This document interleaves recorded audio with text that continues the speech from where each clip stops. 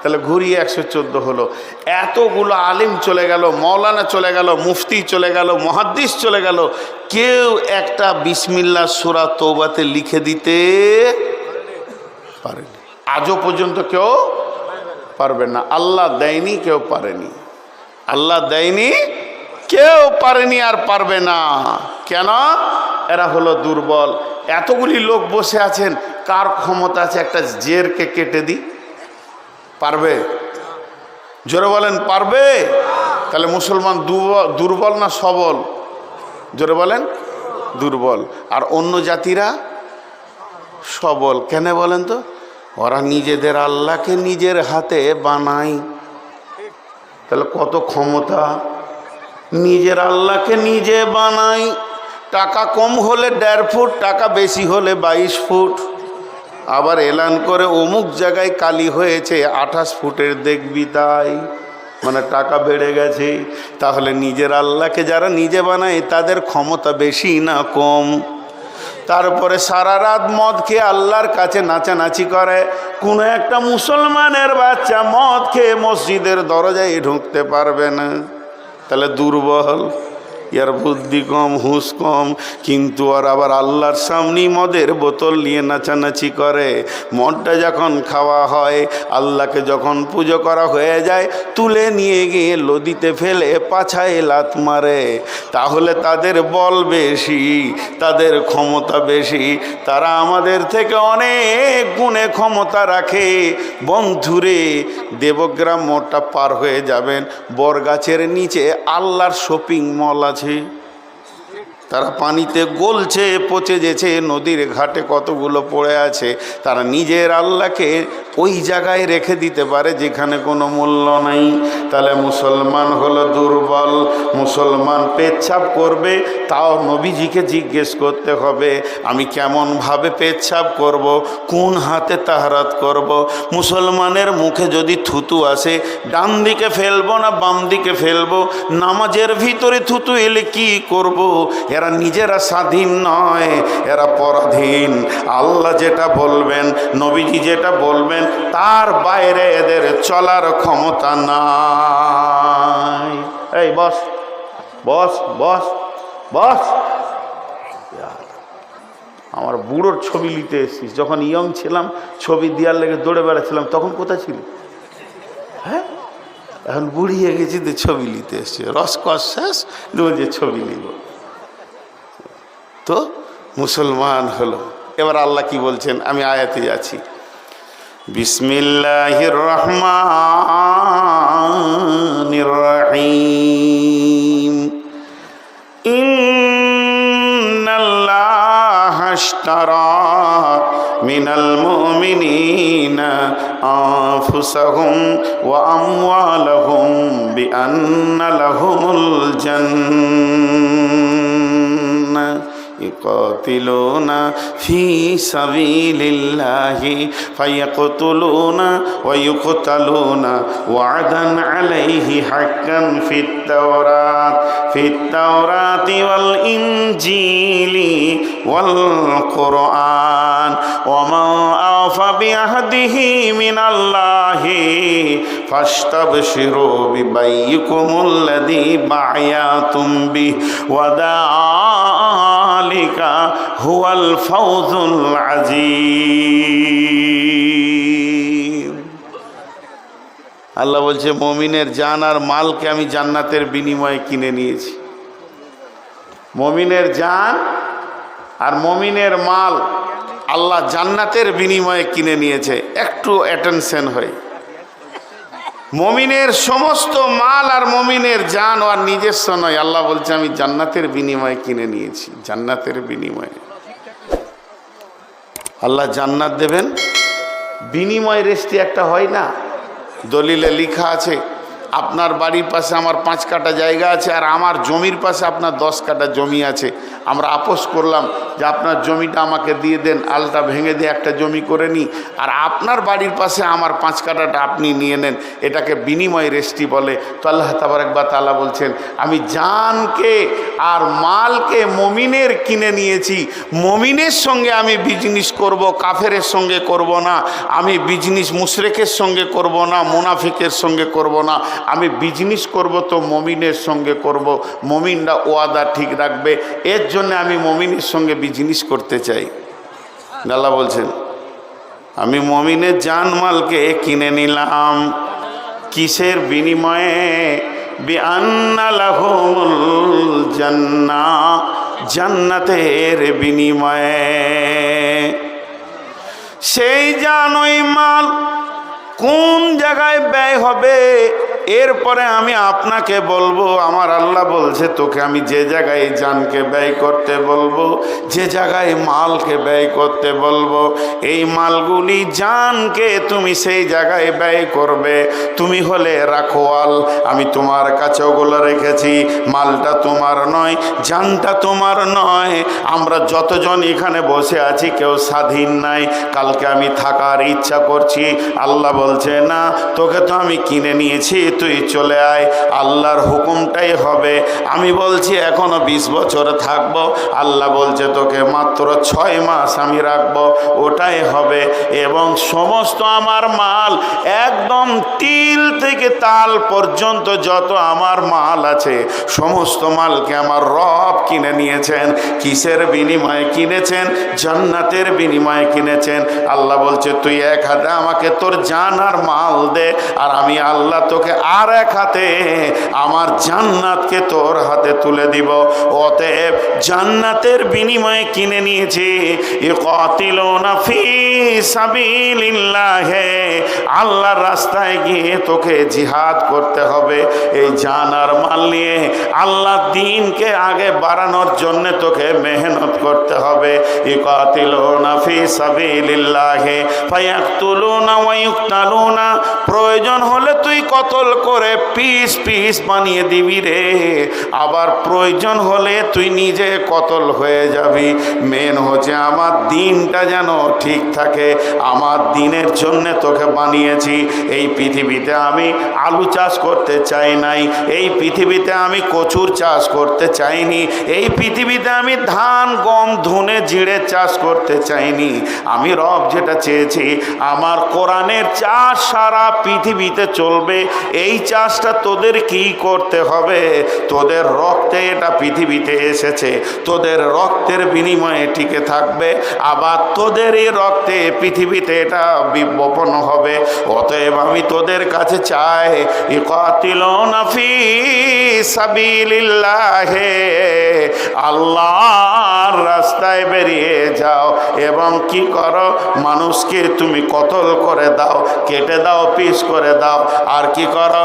ফায়াকতুলুনা ওয়া ইউকতালুনা, প্রয়োজন যদি হয় তোমাকে কতল হতে হবে, তাতেও তুমি রেডি হয়ে যাও। বিশ্বনবী এশার নামাজ পড়ে বললেন, বসে যাও। সাহাবীরা বসে গেলেন। আল্লাহর নবী বয়ান দিলেন।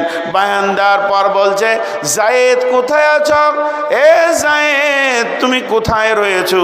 যায়েদ বললেন, লাব্বাইক সাদাক রাসূলুল্লাহ, আমি রেডি হয়ে আছি। এরপর আল্লাহর নবী বললেন, যায়েদের পর জাফর ইবনে আবি তালেব, তুমি কোথায় আছো? আবু তালেব বললেন, লাব্বাইক রাসূলুল্লাহ, আমিও হাজির আছি। এরপরে নবীজি বললেন, যায়েদের পর আবি তালেব, যায়েদের পর জাফর ইবনে আবি তালেব। এরপরে নবীজি বলছেন, আব্দুল্লাহ ইবনে রাওয়াহা, তুমি কোথায় আছো? আব্দুল্লাহ ইবনে রাওয়াহা মজলিসে দাঁড়িয়ে বললেন, ইয়া রাসূলুল্লাহ, আমিও রেডি আছি। বিশ্বনবী বললেন, নিজের নিজের আত্মীয়র সঙ্গে মোলাকাত করে নাও, আগামীকাল সকালে উঠে তোমরা তবুকের অভিযানে বেরিয়ে যাবে। সেখানে বেঈমানরা কোরআনকে পৃথিবী থেকে তোলার জন্য রেডি হয়ে গেছে।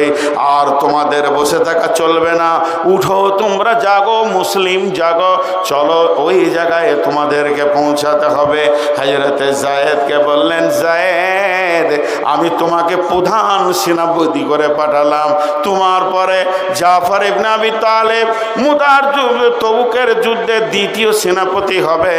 তখন জায়েদ বুঝে নিল এই পৃথিবীতে আমি আর থাকবো না, আমি আর শ্বাস নিতে পারবো না, আমার রুজি শেষ হয়ে গেছে, পৃথিবী থেকে আমাকে আল্লাহর জন্যে পেয়ারা হয়ে চলে যেতে হবে, কোরআনের জন্যে দুনিয়া ছেড়ে দিতে হবে। বিশ্বনবী বললেন দ্বিতীয় সেনাপতি করলাম জাফর ইবনে আবি তালেব। জাফর ইবনে আবি তালেবের পর 3 নম্বর সেনাপতি করলাম আব্দুল্লাহ ইবনে রাওয়াহাকে। যখন এই কথা বলা, জাফর ইবনে আবি তালেব বুঝে নিলেন আমার জীবনের শেষ ঘন্টা বেজে গেছে, আর আমি পৃথিবীর শান্তি নিব না, আর আমি পৃথিবীতে থাকবো না, আমার যাওয়ার পালা পড়ে গেছে। এরপরে বিশ্বনবী বললেন জাফর ইবনে আবি তালেব হবে 3য় সেনাপতি। যুদ্ধের ময়দানে তোমরা 4র্থ সেনাপতিটা তৈরি করে লিও, আমি তোমাদেরকে বলে দিলাম, আমি 3খানা বানিয়ে দিলাম। তখন জাফর ইবনে আবি তালেব বুঝে নিলেন আমার জীবন শেষ হতে চলেছে, আর আমি পৃথিবীর বুকে থাকবো না, আমি চলে যাব। তারা তো পেছন টানেনি। আল্লাহ তাবারাক ওয়া তাআলা বলছেন ইউকাতিলুনা ফি সাবিলিল্লাহি ফায়াকতুলুনা ওয়া ইকতালুনা। প্রয়োজন হলে তুমি গর্দন দিয়ে দাও, আবার প্রয়োজন হলে তুমি গর্দন নিয়ে নাও।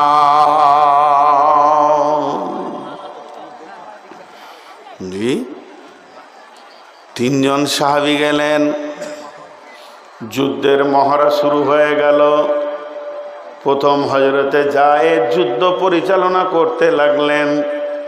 যুদ্ধের পরিচালনা করতে করতে কয়েকজন বেঈমানকে জাহান্নামের টিকিট দেওয়ার পর নিজে শাহাদাত বরণ করলেন। হযরতে জাফর ইবনে আবি তালেব ধরে গিয়ে ইসলামের পতাকাটা ধরে নিলেন। যেহেতু তাকে 2য় সেনাপতি বানানো হয়েছে, বেঈমানরা ডান হাতটা কেটে দিল, বাম হাতে করে ধরেছেন, বাম হাতটা কেটে দিল, 2 পায়ে দিয়ে জড়িয়ে ধরেছেন, এরপরে দাঁত দিয়ে জড়িয়ে ধরেছে, 2টি পাকে কেটেছে। হযরতে উবাদা রাদিয়াল্লাহু তাআলা আনহু দেখছেন মানুষ নাই, কিন্তু ইসলামের পতাকা কেন মাটিতে পড়েনি, ওপর দিকে পথ করে উঠছে। দৌড়ে গিয়ে দেখছে কেউ নাই। হযরতে জাফর পতাকাটাকে দাঁত দিয়ে ধরে রেখেছে। উনি যখনই ধরে নিলেন সঙ্গে সঙ্গে বললেন ভাই উবাদা, আমার বিদায় সালামটা রসুলকে দিয়ে দেবে, আমি যেন জান্নাতের সেন পেয়েছি, বিদায় নিতে চলেছি। হযরতে জাফর চলে গেলেন। 3য় নম্বর সেনাপতি আব্দুল্লাহ ইবনে রাওয়াহা দ্বীনকে বাঁচানোর জন্য এগিয়ে চলে এলেন। তারা জানে আমাকে জান দিতে হবে, আমি মুসলমান, আল্লাহর কালামের জন্যে আমার জান দিতে হবে। তিনি ঝাঁপ দিয়ে এসে পৌঁছে গেলেন। বন্ধুরে আমার, তিনিও আল্লাহর পেয়ারা হয়ে চলে গেলেন। আল্লাহ তাবারাক ওয়া তাআলা এরই জন্যে বলছেন ও বিলকুমারীর মুসলমান, তোদের জান আর তোদের মালকে আমি জান্নাতের বিনিময়ে কিনে নিয়েছি। মাথা ঠিক আছে? হ্যাঁ, মানুষ পাগল হয় কি এরকম পাগল হয়? আমি জান্নাতের বিনিময়ে কিনে নিয়েছি। তাহলে চিন্তা করেন আজকে আমরা জানমালকে কোথায় রেখেছি? আমরা ভাবছি আমার মাল। কে বলেছে আমার মাল? মাল তো আল্লাহর, আমি রাখোয়াল। মাল তো আল্লাহর, আমি রাখোয়াল। আমার কি কোনো ক্ষমতা আছে? ভাইরা আমার, আল্লাহ তাবারাক ওয়া তাআলা বলছেন বিসমিল্লাহির রহমানির রহিম, ইয়া আইয়ুহাল্লাযীনা আমানু হাল আদুল্লুকুম আলা তিজারাতিন তুনজিকুম মিন আযাবিন আলীম তুমিনুনা বিল্লাহি ওয়া রাসূলিহি ওয়া তুজাহিদুনা ফি সাবিলিল্লাহি বিআমওয়ালিকুম ওয়া আনফুসিকুম যালিকুম খায়রুল লাকুম ইন কুনতুম তা'লামুন। আজকে আমাদের অবস্থা কি? ইসলাম পচে যাক, আমি যেন ভালো থাকি, অক্ষত থাকি। হ্যাঁ, মাজ আর মুমাব্বাজ 2 ভাই।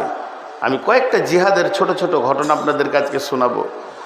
মাজ আর মুমাব্বাজ 2 ভাই, জি, আল্লাহ নবীকে এসে বলছেন, ইয়া রাসূলুল্লাহ, আমাদেরকে জিহাদের পারমিশন দেওয়া হোক। ইয়া রাসূলুল্লাহ, ইয়া হাবিবাল্লাহ, আমাদেরকে জিহাদের পারমিশন দেওয়া হোক। বিশ্বনবী মসজিদে নববীতে একটা দাগ টেনে দিয়ে বললেন, যদি তোমরা এই দাগের বারাবার হও তবেই তোমাদেরকে নেওয়া যাবে। হযরতে মাআজ গিয়ে দেওয়ালে দাঁড়িয়ে গেলেন। এবার করেছে কি, দাগ থেকে নিচে হয়ে গেছে, কিন্তু গোড়ালিটাকে তুলে মাথাটাকে জোর করে তুলছে বুড়ো আঙুলের ওপরে ভর দিয়ে। আল্লাহ নবী নিজের দিকে তাকিয়ে হাসছেন, বলছে বলো এখন। উনি বলছেন, ইয়া রাসূলুল্লাহ, দাগের বারাবার হয়েছে কিনা? নবীজি বলেন, তুমি তো গোড়ালি তুলেছো, আচ্ছা ঠিক আছে চলো, তোমার দিল বড় মজবুত আছে, কবুল। মুহাম্মদ বলছে, রাসূলুল্লাহ, ইয়া রাসূলুল্লাহ, মাআজকে নিলেন, আমাকে যদি না নেন আমি তো একা পড়ে যাব, জান্নাতে চলে যাবে, এটা কেমন করে হয়? বিশ্বনবীকে তখন বলছেন, মুহাম্মদ আপনি মাআজকে নিলেন কেন? তখন বলে, আচ্ছা ঠিক আছে, তুমি আর একটু বড় হও, তোমাকে এর পরে তোমাকে একটা সুযোগ দেওয়া হবে।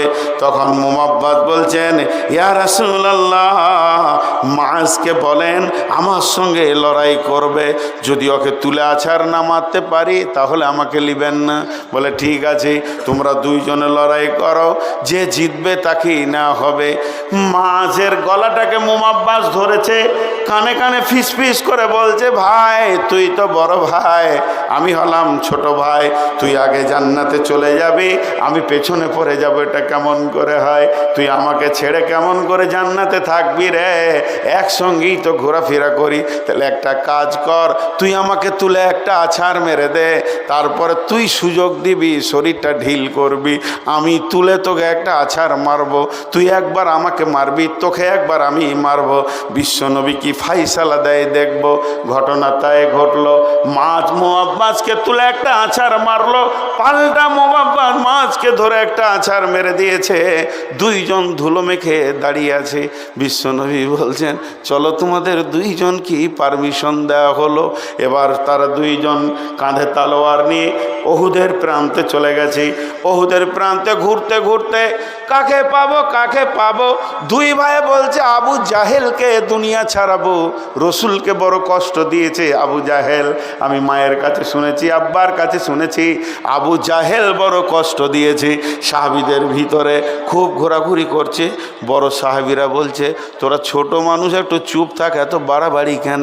কাজের কাজ যখন শুরু হবে তখন দেখা যাবে। বলে চাচা, আমাদের আর বাচক মানছে না, তর সইছে না, একবার আবু জাহেলকে দেখিয়ে দাও। এইভাবে গিয়ে জামার কোন ধরে টানছে। কার জামা ধরে টেনেছিলেন? আব্দুর রহমান ইবনে আওফের জামা ধরে টানছে।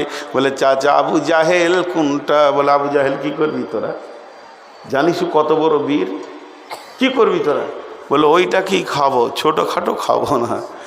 আল্লাহ যখন বলল, আব্দুর রহমান ইবনে আওফ বলছে, ওই যে ঘোড়ার ওপরে যে মাস্তানটা সিনা উঁচু করে বসে আছে, ওটা আবু জাহেল। দুইজন চলে গেল, একদম ওদের ভিড়ে ঢুকে গেল। এমনি করে নিচে থেকে বলছে, তুমি আবু জাহেল? বলে হ্যাঁ আমি আবু জাহেল। সত্যি তুমি আবু জাহেল? বলে হ্যাঁ আমি আবু জাহেল। কি আর করছে না, ছোট ছেলে তো, ওই লাগে আবু জাহেলও তো গুরুত্ব দিচ্ছে না। তুমি যে নবীজিকে মেরেছিলে সেই আবু জাহেল? বলে হ্যাঁ আমি সেই আবু জাহেল। তুই যাকে খুঁজছিস আমি সেই আবু জাহেল। মাছ বলছে, তোকে আর লয়, মারলো, কোপ পায়ে গিয়ে কোপ পড়লো। তখন আবু জাহেল বুঝে নিয়েছে, রে বাবা ছোট মরিচ হলে কী হবে, ঝাল তো অনেক বেশি রয়েছে দেখছি। মাঝের যখনই দাঁত পড়েছে, সঙ্গে সঙ্গে মুহাম্মদ আর একটা কোপ মেরেছে। আবু জাহেল ঘোড়া থেকে নিচে পড়ে গেল। যেই নিচে পড়ে গেল, বলে আর কি আর করা যাবে না। আবু জাহেল মাঝের এখানে একটা কোপ মারলো, হাতটা লটকে গেছে, সামান্য চামড়াতে আটকে আছে, এরকম লড়ছে। মাঝ কি করলো, এই হাতটা আমার ডিস্টার্ব করছে বলে পায়ে রেখে টেনে ছিঁড়ে দিয়ে এক হাতে দুই ভাই আবু জাহেলকে মাটিতে শুইয়ে দিল। কেউ কেউ বলে ওই অবস্থায় একজন বড় সাহাবী গিয়ে আবু জাহেলের দেহ থেকে মাথাটা আলাদা করে দিয়েছিলেন। কোনো ঐতিহাসিকবিদরা বলছেন না, মাজ আর মুমাব্বাজ দুইজন শিশুকে দিয়ে আল্লাহ আবু জাহেলের মতো মাস্তানটাকে কবরে শুইয়ে দিয়েছে। তার মানে কি, ইকাতিলুনা ফি সাবিলিল্লাহ, হে মুসলমান তোমরা জাগো, আল্লাহর জন্য জান দিতে হবে, একদিন আগে একদিন পরে। এত ভিজে বিড়াল হলে হবে না, তাহলে তোমরা লুটে লুটে সব চলে যাবে। আল্লাহ তাবারাক ওয়া তাআলা বললেন, তোদের জানকে আমি কিনে নিয়েছি, জান দিবি তো জান্নাতুল ফেরদাউস পেয়ে যাবি, কারণ জান্নাত তোদের জন্য অপেক্ষা করছে, হুর পরীরা তোদের জন্য গান গাইছে। হে মুজাহিদের দল, ফি সাবিলিল্লাহি বিআমওয়ালিহিম ওয়া আনফুসিহিম, আল্লাহ তাবারাক ওয়া তাআলা বলছেন আমি তোদের জান এবং মালকে কিনে নিয়েছি।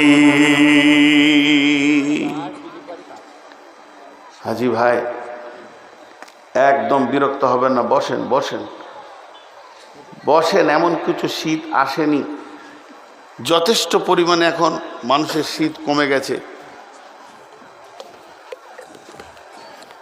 এ তো গেল একটা। জি, আল্লাহ তাবারাক ওয়া তাআলা কিয়ামতের মাঠে বিচার নেবেন। কেমন বিচার নেবেন? তুমি মাল কোথা খরচা করেছো আর জান কোথা খরচা করেছো। জান কোথা খরচা করতে হয় আমাদের জানা নাই, আর মাল কোথা খরচা করতে হয় এ জ্ঞানটাও আমাদের নাই। ছোট দুটি আরও ঘটনা আপনাদেরকে শোনাতে চাই, কিন্তু মানুষ ব্যাপক হারে উঠছে, কেন উঠছে বুঝতে পারছি না। আজকের বায়ান কি আপনাদের বিরক্ত লাগছে নাকি? তার জন্যে আজকের বায়ান খালি জিহাদের ওপরে বলবো, নিয়ত করে নিয়েছি, তাতে আপনাদের যতই বিরক্ত লাগুক। কারণ জিহাদ নামে বক্তব্যটা আমাদের কাছে বিলুপ্ত হয়ে গেছে, যে সাহাবীরা কিভাবে দ্বীনকে এনে আমাদের হাতে তুলে দিয়েছেন। জি ভাই, একটু ভাবেন, একটু।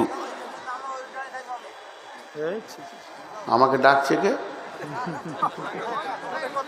ও আচ্ছা আচ্ছা আচ্ছা আচ্ছা, আপনাদের বিরক্ত লাগছে নাকি? এবার একটা ঘটনা শুনেন। ঘটনা দেখেন সাহাবীদের সাহস কেমন ছিল। আল্লাহ জানকে কিনে নিয়েছেন। আর ওখানে কি বলছেন? ইয়া আইয়ুহাল্লাযীনা আমানু, হে ঈমানদারেরা, হাল আদুল্লুকুম আলা তিজারাতিন তুনজিকুম মিন আযাবিন আলীম, তোমাদেরকে কি এমন একটা ব্যবসা শিখিয়ে দেব না যে ব্যবসাটা করলে তোমরা আযাবে আলীম থেকে বেঁচে যাবে। তুমিনুনা বিল্লাহি ওয়া রাসূলিহি ওয়া তুজাহিদুনা ফি সাবিলিল্লাহি বিআমওয়ালিকুম ওয়া আনফুসিকুম যালিকুম খায়রুল লাকুম ইন কুনতুম তা'লামুন। তোমরা আল্লাহর রাস্তায় বেরিয়ে যাও, নিজের জান আর নিজের মালকে নিয়ে ঝাঁপ দিয়ে পড়ে যাও। জান যাবে তো শহীদ, বেঁচে থাকবে তো গাজী। তুমি এত দামি হয়ে যাবে আল্লাহর কাছে, আর এই জান মাল দিয়ে দ্বীনকে বাঁচানোর নামই হলো তুমি একজন প্রকৃত মুমিন। আমার সঙ্গে যে ওয়াদা করেছ, বিবাইয়িকুমুল্লাযী বায়াতুম বি ওয়া যালিকা হুয়াল ফাওজুল আযীম। আল্লাহ তাবারাক ওয়া তাআলা বলেন, কে এমন আছো আমার সঙ্গে ব্যবসায় বসবে বলো, আমি তোমার সঙ্গে ব্যবসা করতে রাজি আছি। ওয়াদান আলাইহি হাক্কান ফিত তাওরাতি ওয়াল ইনজিলি ওয়াল কুরআন। আমার আল্লাহ বলছেন, এই একই ওয়াদা, তোর জান নিব মাল নিব, আমি জান্নাত দিব। এই জানমাল আর জান্নাতের ওয়াদাটা আমি কোরআনে করেছি, তৌরাতে করেছি, ইনজিলে করেছি, সব জায়গায় আমি করেছি। অতএব শুনে লাও, তোমরা জানমাল নিয়ে রেডি হয়ে যাও। আমি আল্লাহ যখন তোমাকে ডাকবো তখনই তোমাকে কাজে লাগতে হবে।